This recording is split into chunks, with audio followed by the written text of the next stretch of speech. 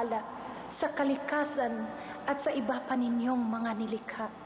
Hilumin ninyo kami, ang aming mga karagatan at mga kagubatan, marapatin ng muling magiyaya. Sapagkat kayo ay patuloy na namang sasalot na aming kinatatakutan. Tulungan ninyo kami na mahanap ang lunas sa laganap ng pagdurusa. Mangusap sa bawat puso namin, muling ipadama sa amin ang inyong pag-aadya. Patatagin ninyo ang mga kumakalinga sa mga may sakit, ang mga patuloy na nangangailangan sa amin, gantipalaan at pagpalain ang mga tumutulong sa nangangailangan, nang sila ay patuloy na tumatalima sa inyong pahiwatig. Itinatalaga namin sa inyong patnubay ang aming Pangulo, Mga namumuno sa pamahalaan at pribadong sektor, Pagbuklo rin kami sa pagharap sa mga hamong darating. Nang may pag-asa at katatagan ng pananampalataya. sa dulot ninyong laya at tagumpay. sapagkat kayo ang aming dakila at kaunahang Panginoon, at ang inyong kaharian ay walang hanggan. Ipinagkatiwala sa inyo ang hinihiling aming kaligtasan. Siya nawa. Please remain standing for the singing of the Philippine National Anthem.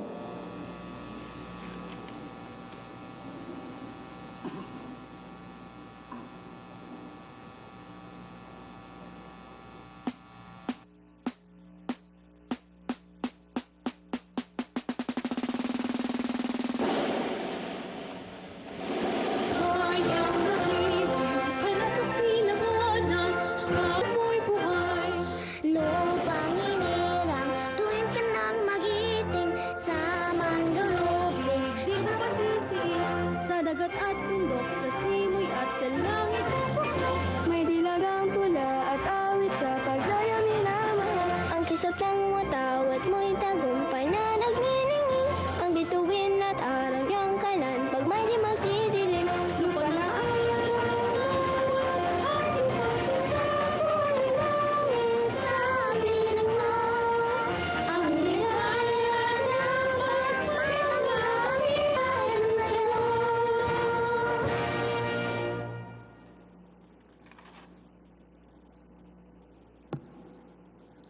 Ladies and gentlemen, honorable members of Congress, the President of the Republic of the Philippines, Rodrigo Roa Duterte.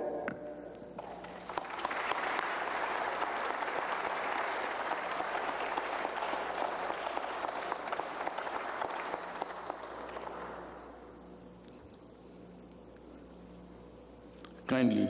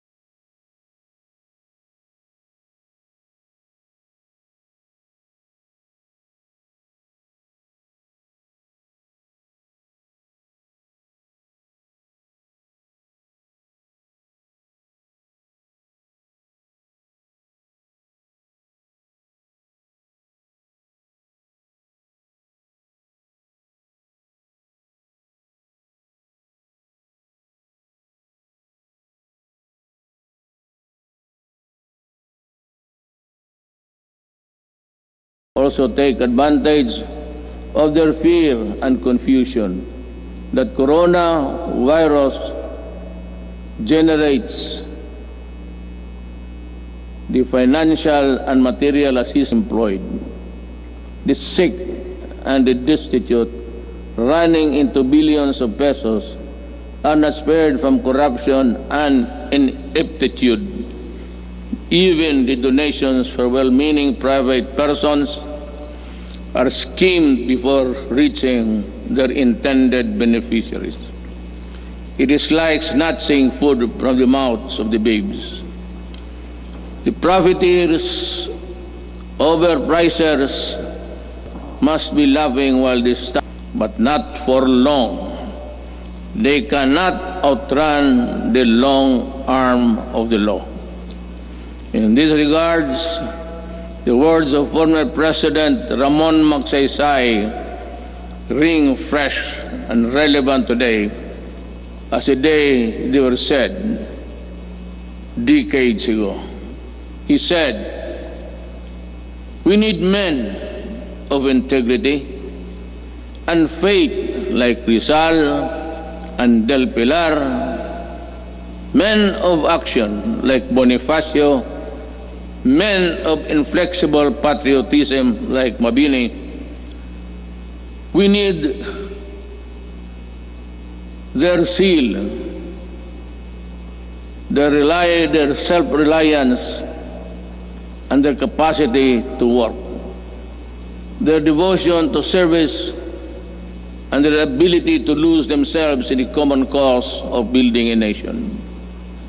If we allow greed and self-interest and ambition to rule us prominent position, we will be left with nothing better than the lesser evil instead of the greater." In my inaugural address 4 years ago, I said that no leader can succeed at anything of national importance without significance unless he has the cooperation and support of the people he is tasked to lead and sworn to serve.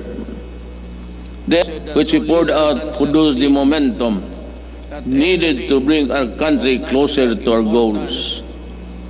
Suffice it to state, we made significant strides over time.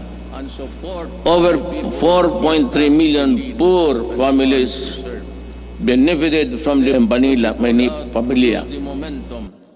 Needed to bring our country closer to our... Suffice it to state, we made significant strides over time. Over 4.3 million poor families benefited from the Pantawid Manila Pamilya. Over 92.2 million beneficiaries received subsidies under the unconditional cash transfer program.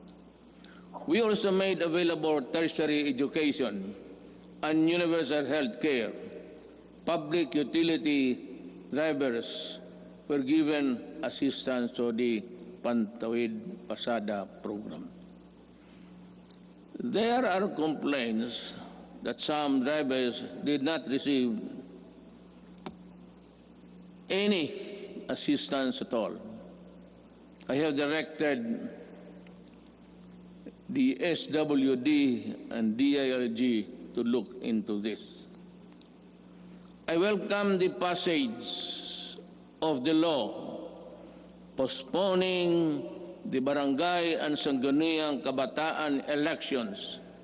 The postponement saved much needed government funds and ensured the implementation of projects under the current barangay officials. In the hindsight, it also saved us from holding the polls while we dealt and continued to deal with the pandemic. The Malasakit Centers Act has proven to be a great help to our less fortunate citizens needing medical services through one-stop platform in government hospitals. We commend the initiative and work of Senator Bongo in this regard, as well as other significant pieces of legislation as of today.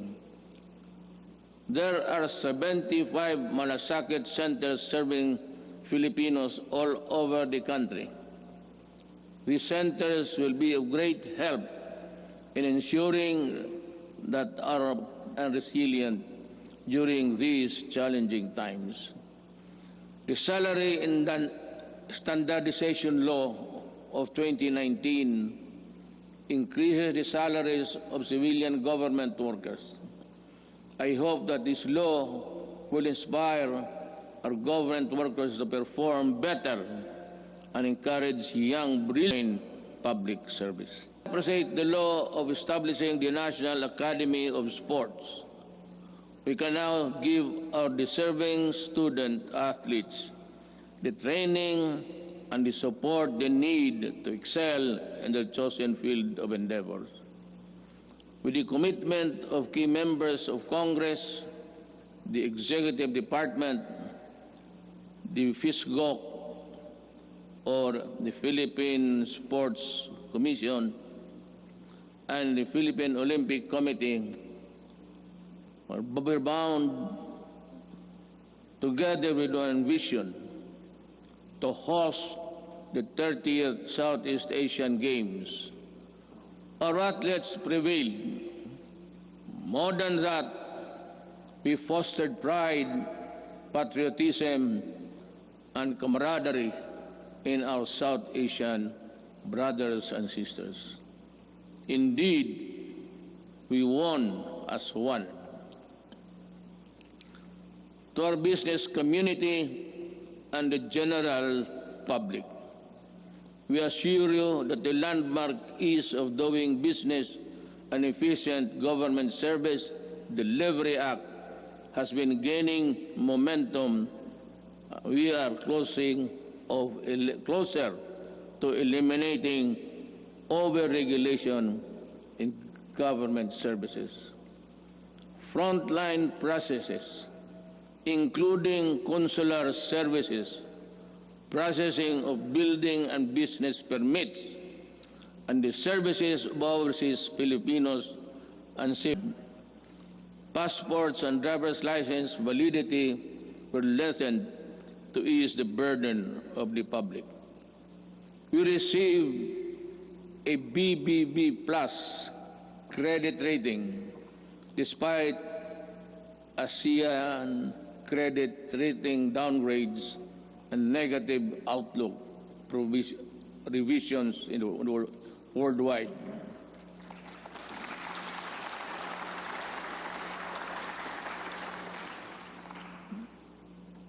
The Japan Credit Rating Agency upgraded us from BBB plus to A minus last month. Moody's has affirmed and maintained the country's ratings at Baa2 rather.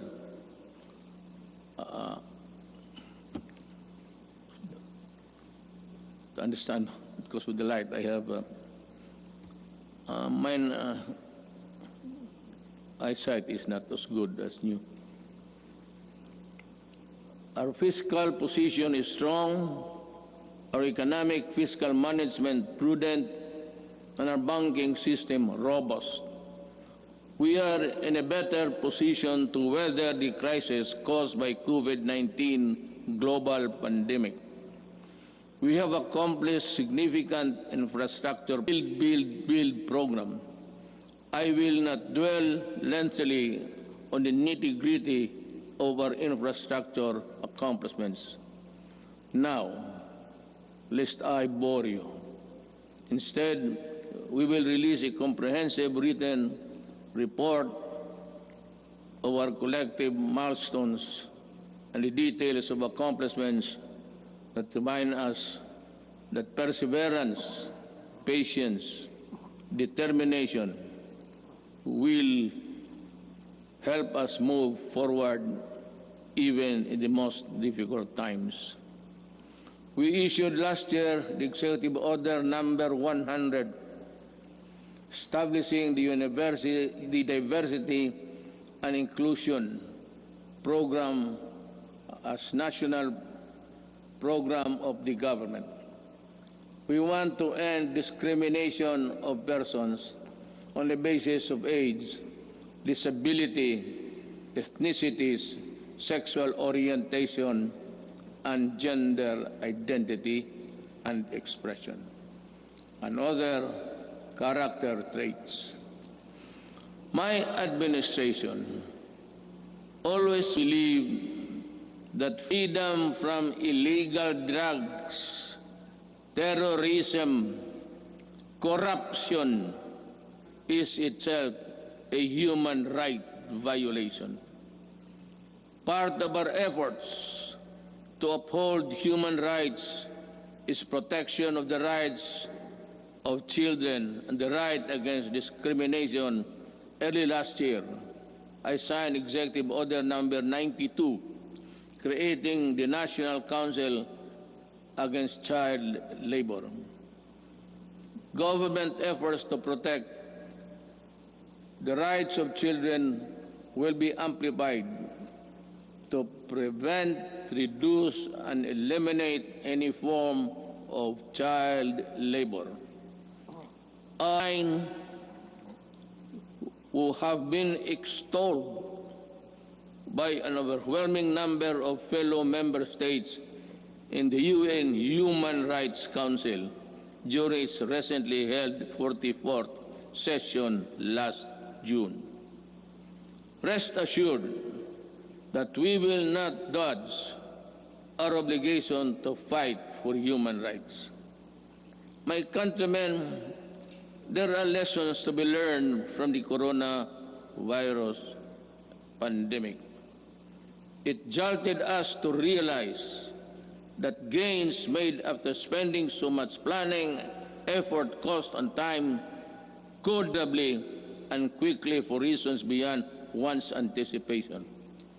That it is much easier to destroy than build, that in a crisis of national proportion that affects every aspect of human life, government needs to have the support and cooperation of the people if it is to succeed in battling the cause of that crisis. People who ask for compassion but show none themselves, that life, after all, is fickle like the weather.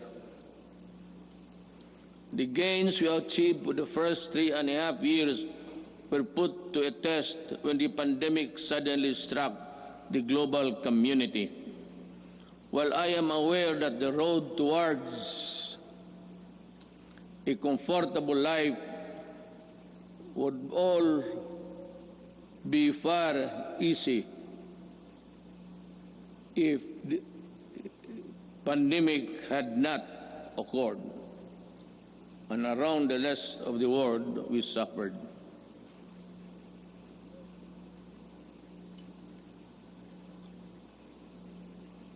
The global scale and socio-economic impact of COVID-19 pandemic has been unprecedented.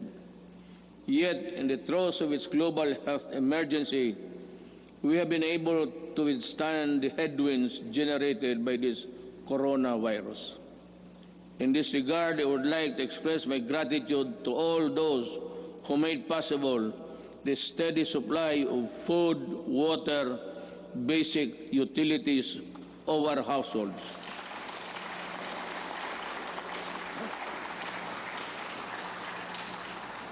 And the provisions of basic social services and financial assistance to our people.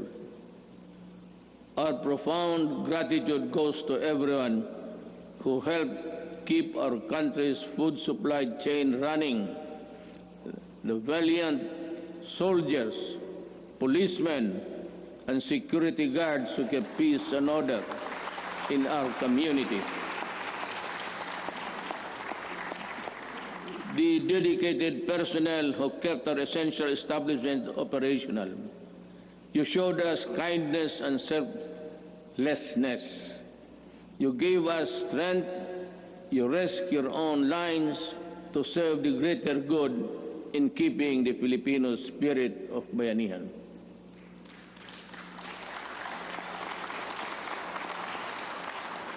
I also thank the men and women of the Interagency Task Force on Emerging Infectious Diseases and the National Task Force Against COVID-19 for all the countless hours it spent to keep the pandemic in check and for all the efforts it made to ensure the safety of our people.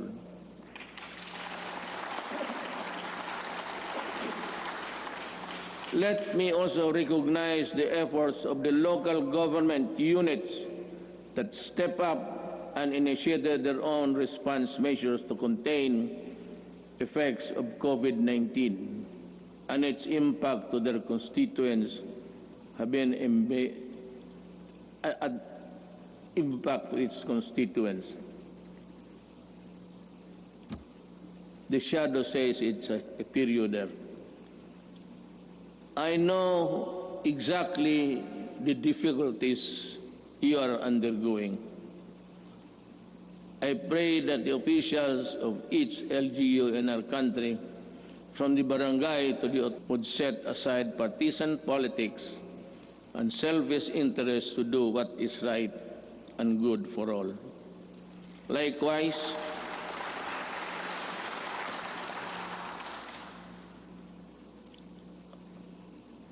I likewise issued Executive Order Number 104, which imposed ceilings on retail prices of at least 133 drugs and medicines and directed a continuous review of the retail prices of others. This proved to be providential now that we are facing a pandemic. To everyone who helped us in this time of great need, maraming salamat po.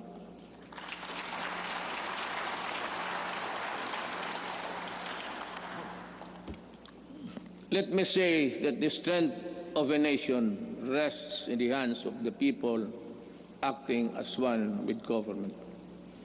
In the pursuit of common goals and objectives, when the pandemic struck, I decided to prioritize life over other considerations according to experts. The intervention that the government had put in place prevented as much as 1.3 to 3.5 million infections. To me, even if the numbers were much lower, it would still be and would have been worth the sacrifice we made. Buhay muna bago lahat. We initially encountered difficulties ramping up our testing capacity. We now have 93 accredited testing laboratories nationwide, and we are aiming to conduct 1.4 million tests by end of July and ensure a quick turnaround time of 48 to 72 hours. Under the Social Amelioration Program, we allotted 2.5 billion to 2.5 billion for poor and low-income households who were affected during this pandemic, who thrive on a no work, no pay arrangement. Admittedly, our implementation of the Social Amelioration Program was not perfect, and some opportunity crisis into opportunity. We will catch up with you sooner than you think. We came up with the COVID-19 Adjustment Measures Program, extended financial assistance to over 650,000 affected individuals in the formal sector, 110 OFWs abroad, and almost 83,000 repatriated OFWs were also provided temporary wage employment to displace marginal workers through the TUPAD project. Our indigent senior citizens were also provided with a stipend for the rest of the semester of the year current year. This health emergency stretched government's resources to its limits. In response to the Office of the President worked closely with Congress for the quick passage of the Bayanihan to Heal as One Act. May I again reiterate my invested in passing that law. I hope that we can get some or the same treatment of clarity, purpose, and the fastness to support the passage of the Bayanihan Recover to Act as One, which is supplement funds for recovery and response against the impact of COVID-19 pandemic. We must facilitate the country's economic recovery to fast-track the passage of the proposed measure, such as the Corporate Recovery and Tax Incentives Enterprises or CREATE Act. This immediately cuts the corporate income levy from the current 30 to 25% and give government flexibility to grant a combination of fiscal and non-fiscal incentives, among others. The Financial Institutions Strategic Transfer, or First Act, will set up mechanisms allowing banks and other financial institutions to dispose of and transfer non-performing assets and loans to asset management companies similar to the special purpose vehicles. Our economic managers have seen infrastructure investment as an effective tool to help spur high growth, attract investments, create jobs, and achieve financial inclusion for all Filipinos. The DBP has resumed the construction of the North Luzon Expressway Harbor Link, the NLEX-SLEX connector, the Cavite-Laguna Expressway, the Metro Manila Skyway Stage 3, the R1 Bridge Project, the Tarlac-Pangasinan-La Union Expressway Project, and the Subic Freeport Expressway Project, to name a few. To realize the maximum benefit from the country's investments, the infrastructure projects under the Build, Build, Build program, which are labor and capital intensive, are not mere springboard for the country's swift recovery pandemic. They are economic benefits to be distributed to all corners of the country and push sustainable star centers, particularly Manila.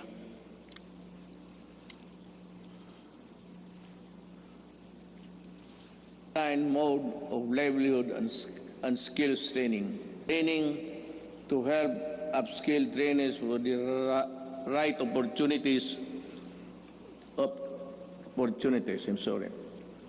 I asked TESDA to come up with special training programs to retool our OFWs so they can find employment opportunities here and at home.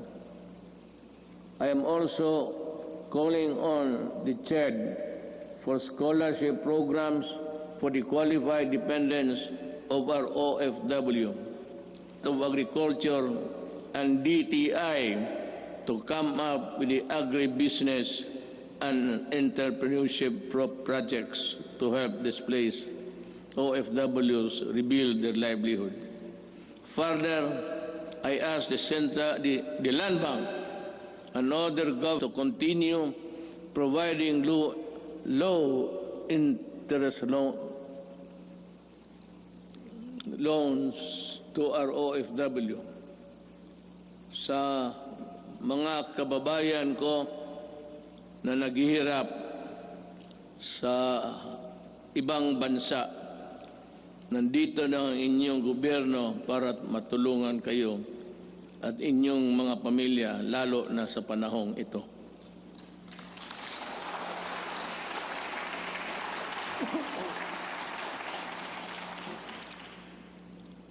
The government will intensify its efforts to help businesses, especially enterprises or MSMEs, by providing responsive government assistance and services capitalization and business operation support as we adapt to the next normal.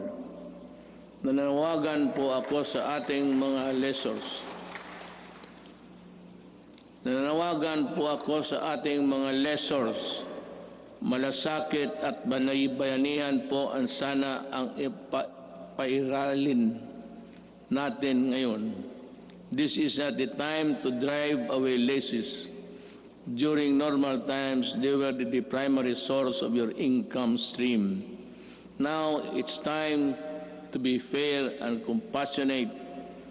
Come up with an amenable arrangement with your tenants. Huwag po natin silang pagtabuyan, tanggalin ang tubig, kuryente at bubong. Are requested to give grace periods to allow deferment of payments, especially for MSMEs that were forced to close down during the quarantine period. Let us help them recover.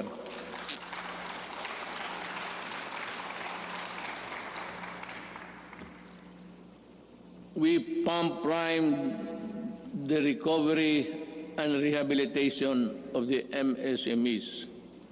The DTI to the Small Business Corporation set up the Philippine 1 billion COVID assistance to restart enterprises or CARES program to provide zero-interest loans for MSMEs affected by the pandemic as of July 10, 2020.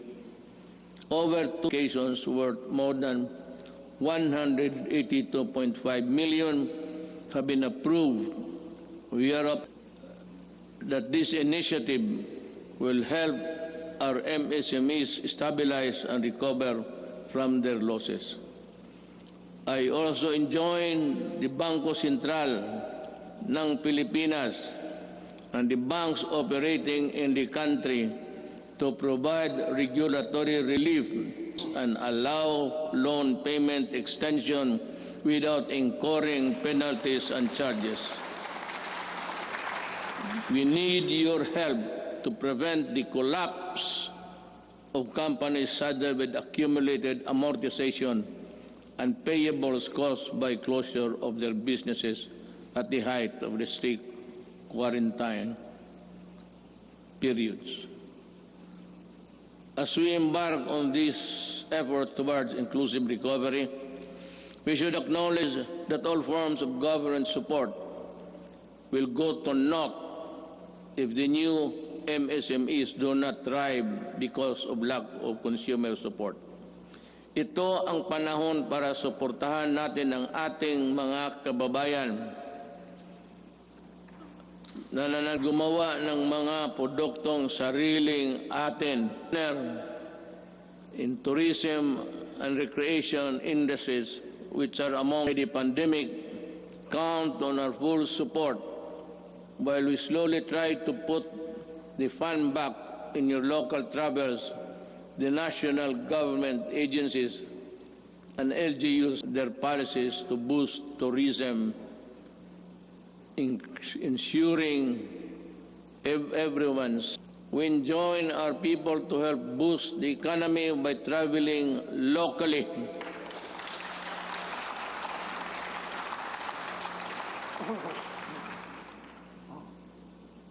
The necessary systems are in place. The DOST offers its enterprise technology upgrading program that will help them to contactless operation. Now more than ever, we need to protect our consumers.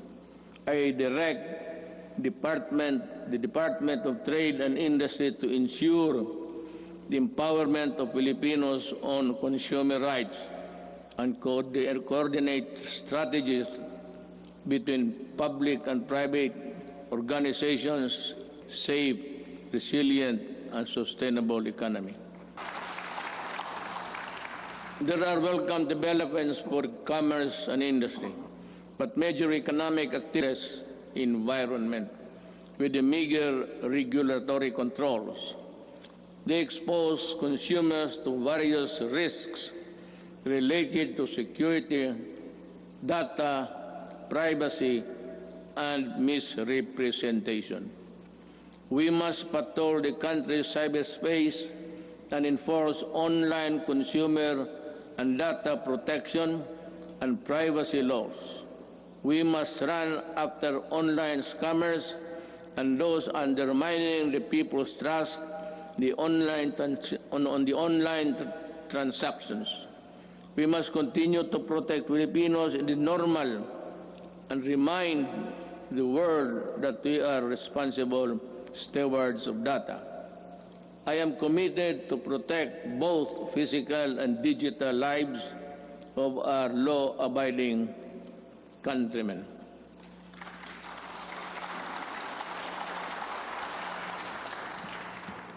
The national government shall lead the way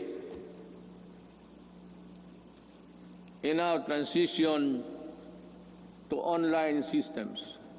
I reiterate my call for all government instrumentalities to implement systems that shall make physical queuing a thing of the past. Panahon na para mawala na ang pila, para mapagsilbihan ang gobyerno ng walang kahirapan para sa tao.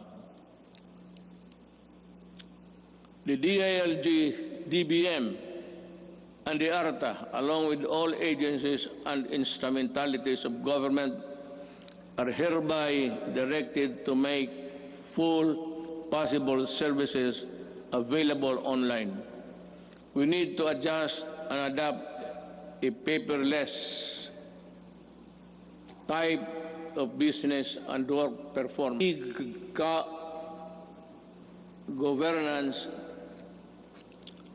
E-governance are people with the services they need.